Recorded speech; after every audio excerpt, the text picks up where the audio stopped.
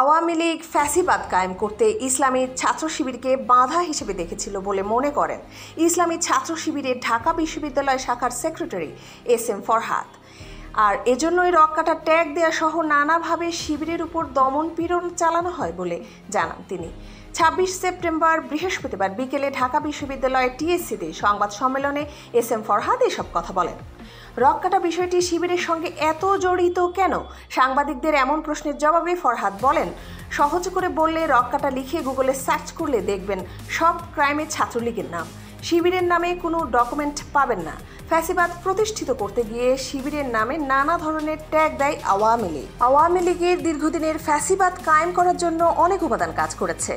অনেকে হয়তো সেগুলো সমর্থন দেননি, কিন্তু কেউ বিরোধিতা করতে পারেননি। এর ফলে যখন একটা ন্যারেটিভ দাঁড় করানো হয় তখন সেটা প্রতিষ্ঠিত হতে বাধ্য। কিন্তু ন্যারেটিভটি ভুল নাকি সঠিক সেটার সিদ্ধান্ত দেবেন আপনারা যাচাই করে দেখবেন সেটা সত্য কিনা। ২০০৮ সালে নির্বাচনে আওয়ামী লীগ ক্ষমতায় আসার পর তারা ফ্যাসিবাদ কায়েমের জন্য অনেক কিছুকেই বাধা মনে করেছিল। প্রথমেই বিডিআর বিদ্রোহের নামে সেনা হত্যাকাণ্ড ঘটায়, আর দ্বিতীয় বাধা মনে করেছে ছাত্র শিবিরকে। এজন্যই প্রথম থেকেই ছাত্র শিবিরকে আক্রমণ করেছে। দেশব্যাপী এমন কোনো লেয়ার নেই যেখানে ছাত্র শিবিরকে আক্রমণ করা হয়নি।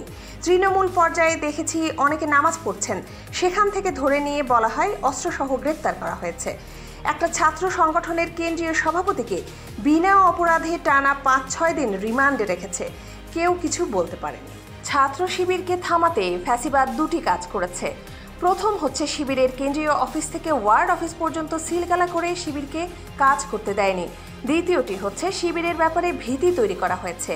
কিন্তু আমাদের পরিচয় ঘোষণার পর শিক্ষার্থীদের কাছে ফ্যাসিবাদের মিথ্যা বয়ান ভেঙে গিয়েছে। কারণ আমি তো তাদের সঙ্গেই বিশ্ববিদ্যালয়ের হলে ছিলাম।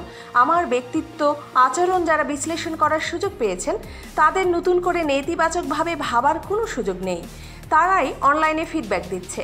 আমাদের ব্যক্তিত্বের ব্যাপারে ঢাবিতে ৯০% পজিটিভ ফিডব্যাক পাবেন। ফ্যাসিস্টদের এতদিনের বয়ানকে মিথ্যা হিসেবেই সবাই গ্রহণ করছেন। শীঘ্রই পূর্ণাঙ্গ কমিটি ঘোষণা করা হবে বলে জানিয়ে ঢাকা বিশ্ববিদ্যালয় শিবির সেক্রেটারি বলেন, ছাত্রলীগ বা ছাত্রদলের ক্ষেত্রে কমিটিতে কে থাকবে সেটা তাদের একটা অর্গানাইজেশন ঠিক করে দেয়। কিন্তু শিবিরের কমিটি ঘোষণা বা বিলুপ্ত শিবিরের নিজের।